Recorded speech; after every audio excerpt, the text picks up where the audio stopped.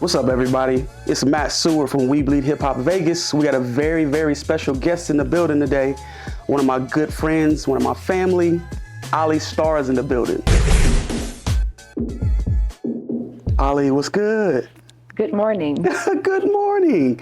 Thank you so much for being here. Thank you for having me. We Bleed Hip Hop Vegas thanks you, and we're so excited for you to be here.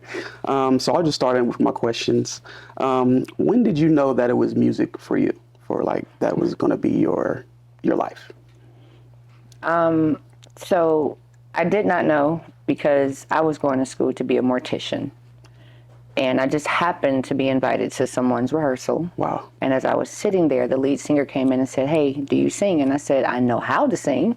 So she told the band to start playing some old school songs, and I knew every single one of them. And she said, "I want you to go on the road with me." And I didn't go back to school. Literally? Literally. Wow. And I was 17. Wow, that's amazing. Did you have any training, or are you all self-taught? Self-taught. You know, I appreciate that. Because I'm self-taught vocally. I did have some training down the road when I went to college, but yeah, for sure. What are some of your favorite places in the world that music has taken you? My absolute favorite has to be Japan. And that's because that's where my children were conceived. Wow. And it was through music, so definitely my favorite place. Any other places that you've traveled that you are like a second or a third? Morocco was fun. Wow. Yeah, Morocco was a vibe. So what goes into a set list when you're preparing a show? I just want to know from, from your headspace how what goes raw into a set are list. we going to get? Can I cuss? Yes. So the shit is a no-brainer when I smoke weed. When it comes to a set list, honestly, I'll give my musical director, which you know who that is. The homie. I'll give Richie the set list, but when I get to the venue, I generally look in the audience and see who's out there. And sometimes it does not match the vibe that I want it to have. So I have to switch it at the last minute. Right. So it's not what goes into it, is really about the energy around what's about to happen. Now, I've done a few Whitney tributes with you, and you want to show your shirt? Because the shirt is fly. He got it for me. Because I know that's your Whitney's your favorite. Mm-hmm. What goes into putting together a Whitney show and a Whitney set list? Now that one is difficult because, as you know, Whitney has a lot of songs. So vocally, for me, I try to pick the songs that I know that are not going to be too difficult to sing, because any singer should tell you singing Whitney Houston songs are difficult. Ooh.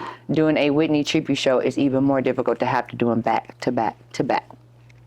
So that's one of the biggest things that goes into putting the show together, is making sure that vocally I'm going to be able to deliver, because I don't want to do a high-powered song and then have to follow it up with a dance song and I'm out of breath. Right. So I try to make sure that the timing is right, my comedic timing is right, because Whitney talked a lot in her show. She's very personable, right? Which so am I. So it helps to be able to play with the timing of when I'm going to talk about her, or if it's a soundtrack song or anything like that. It helps when I'm putting together the set list for that. So for Whitney, when did you experience, like, first remember experiencing Whitney and like being attached to her? So I don't know how old I was, but my aunt, shout out to my godmother, is a huge Whitney Houston fan, and that's all she played. And in particular, Waiting to Exhale soundtrack was the theme of her life at that time. I think Auntie was going through something. But Why Does It Hurt So Bad? That's a good one. I don't know how old I was. I know I was young, but that song resonated with me. And from that moment on, all I wanted to know was about Whitney Houston. So, how has your hometown of Chicago had an impact on you musically? So, I know it's going to be a shocker to say, but it hasn't. And that's probably because I grew up only a certain half of my life in the Midwest. Gotcha. And then from 15 on up, I was in Vegas. which is where my musical journey starts. I always sang in church and the choirs and stuff like that, but I never thought about doing anything professional when I was living in the Midwest. So I can't really say that it had an influence. Got you. No, that's honest. Who are some of the notable artists that you have toured and or worked with? So Barbra Streisand always sticks out first. Wow. I just learned something.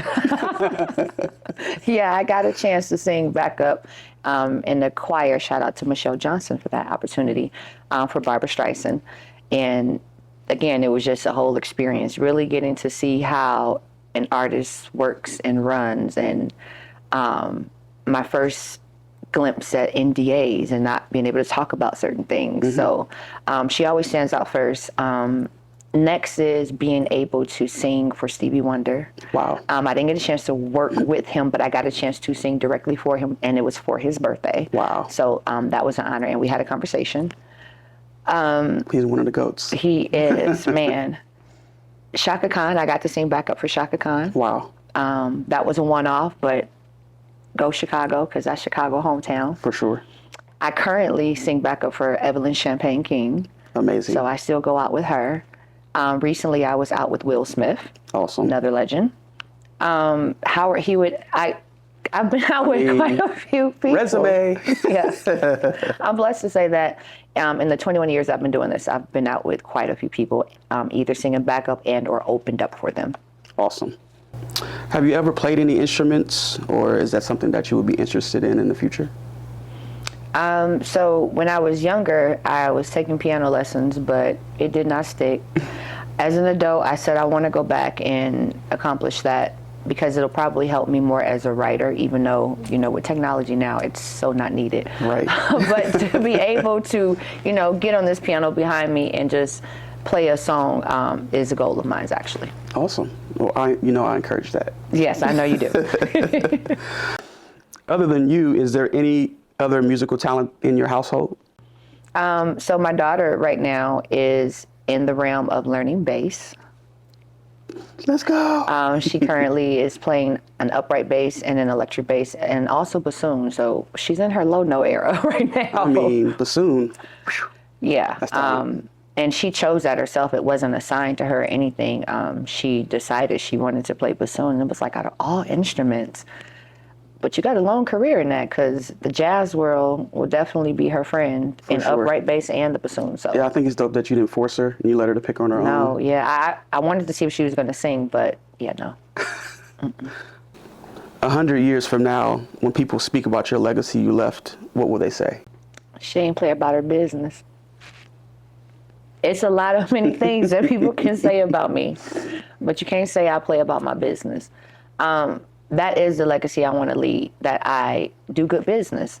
People can trust and feel like they can count on me to make sure that I'm going to handle the business that I say that I'm going to handle.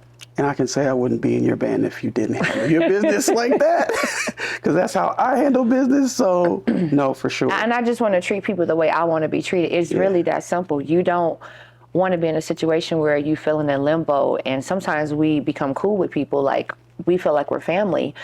But if the business ain't right, it ain't gonna get right. And I don't want to have people feeling like that about me. So I make sure that I take care of my business. Awesome, awesome. What's up, guys? I'm Alli Starr, and I just finished an interview with We Bleed Hip Hop Vegas, and it's called Pull Up and Talk with Matt Seward. Thanks for tuning in to Pull Up and Talk with Matt Seward and Alli Starr. Make sure you check our next episode of Pull Up and Talk on all our social media.